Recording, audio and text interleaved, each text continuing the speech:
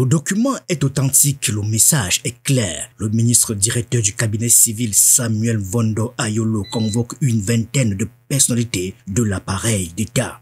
Des ministres, des DG, des maires, des gouverneurs, des responsables de la communication publique, tous au garde à vous, tous convoqués à étudier. Mais pourquoi donc? Une crise sécuritaire, une urgence sanitaire, une famine? Non, un monument, le monument Paul Biya.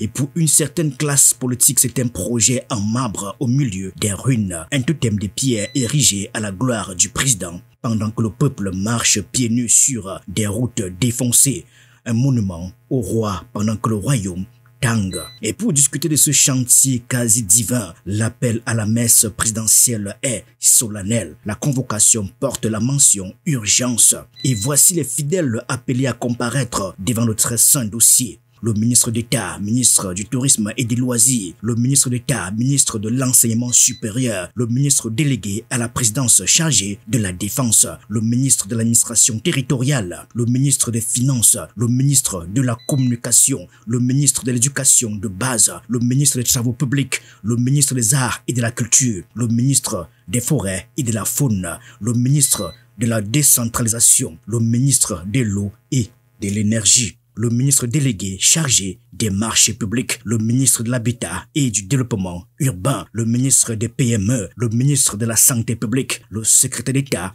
à la Défense, Gendarmerie, le délégué général à la Sûreté nationale, le gouverneur de la région du Sud, le maire de la ville de Saint-Mélima, la directrice générale de la SOPECAM, le directeur général de l'Antique, le directeur général du FEICOM, le directeur général de la CRTV, la directrice générale de Camtel, le directeur du Musée national et le DG du cabinet CEBR.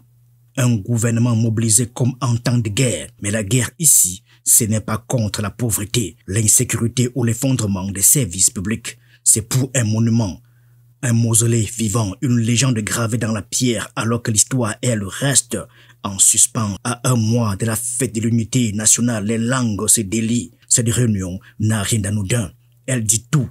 Elle révèle les priorités d'un pouvoir plus occupé à bâtir l'éternité d'un homme qu'à réparer les urgences d'un peuple. Ce n'est plus un projet. C'est une obsession, disent certains. Une réunion solennelle dans les entrailles du pouvoir pour suivre, je cite, la construction du monument Paul Biya et de ses équipements connexes.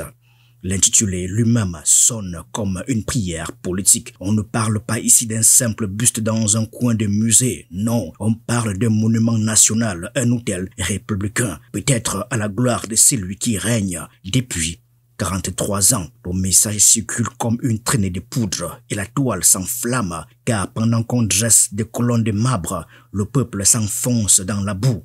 Pendant qu'on pense au bronze, le peuple pense au pain. Mais au-delà du symbole, une autre question brûle les lèvres. Où est le Premier ministre? Pourquoi ce n'est pas lui qui préside une réunion aussi solennelle impliquant autant de ministres?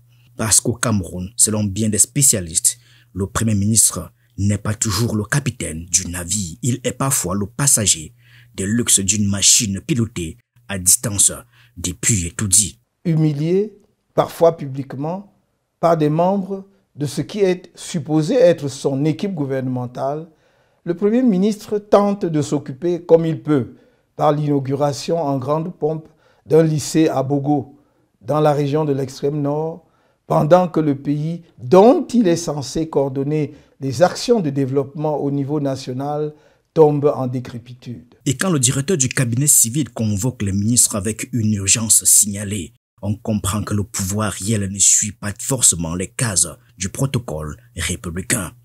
C'est donc cela l'urgence de la République, un monument, un mausolée politique avant même la fin du règne, un hommage vivant à un président vivant. Sur la toile, les commentaires vont bon train. Ce n'est pas un scandale, c'est un signal.